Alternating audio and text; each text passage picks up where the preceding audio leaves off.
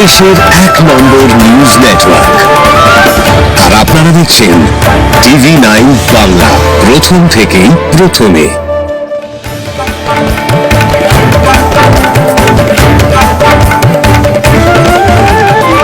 মঙ্গলবার ফরিদপুরের নগরকান্দায় বিএনপির একটি বিজয় র্যালি অনুষ্ঠিত হয়েছে, যা ছাত্র জনতার ঐতিহাসিক গণ অভ্যুত্থানের বর্ষপূর্তি উপলক্ষে ছিল। নগরকান্দা উপজেলা ও পৌর বিএনপির উদ্যোগে পেট্রোল পাম্প চত্বর থেকে শুরু হয়ে র্যালিটি প্রধান সড়কগুলো প্রদক্ষিণ করে এমএন একাডেমির সামনে একটি সংক্ষিপ্ত সমাবেশে শেষ হয়। সমাবেশে প্রধান অতিথি হিসেবে উপস্থিত ছিলেন বিএনপির কেন্দ্রীয় কমিটির সাংগঠনিক সম্পাদক শামা ওবায়েদ। তিনি বলেন, গণতন্ত্র পুনরুদ্ধার ও জনগণের অধিকার প্রতিষ্ঠার জন্য বিএনপি শেষ নিঃশ্বাস পর্যন্ত লড়াই চালিয়ে যাবে এবং নেতাকর্মীদের ঐক্যবদ্ধ থাকার আহ্বান জানান।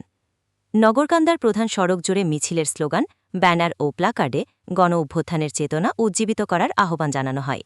আমরা সেই আন্তর্জাতিক মানের, আমরা সেই ফরেন পলিসি চাই, যে ফরেন পলিসি হবে বাংলাদেশ এবং বাংলাদেশের জনগণের স্বার্থের ফরেন পলিসি। এর বাইরে বাংলাদেশের জনগণের যে স্বার্থ রক্ষা যেই পলিসিতে হবে না, সেই ধরনের আন্তর্জাতিক পলিসি বিএনপি বিশ্বাস করে না। আবারও ইনশাআল্লাহ আগামী দিনে আমরা এই রক্ত বৃথা যেতে দিব না।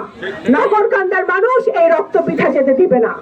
আমি আবারও বলছি, আমরা ঐক্যবদ্ধ থাকতে হবে।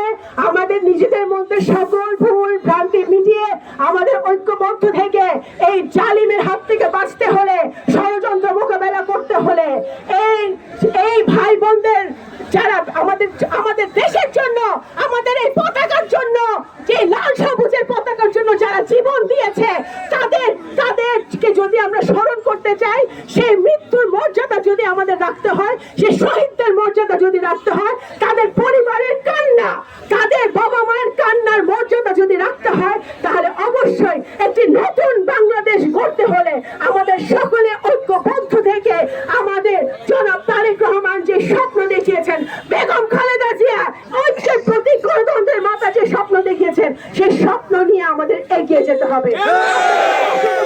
বাংলাদেশ জাতীয়তাবাদী দল জিন্দাবাদ, নগরকান্দা উপজেলা জিন্দাবাদ।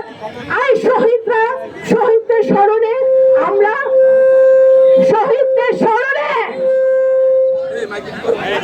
5ই আগস্ট শহীদদের স্মরণে আমরা এখানে যারা উপস্থিত হয়েছি মিছিলের জন্য, আমরা 1 মিনিট নীরবতা পালন করব।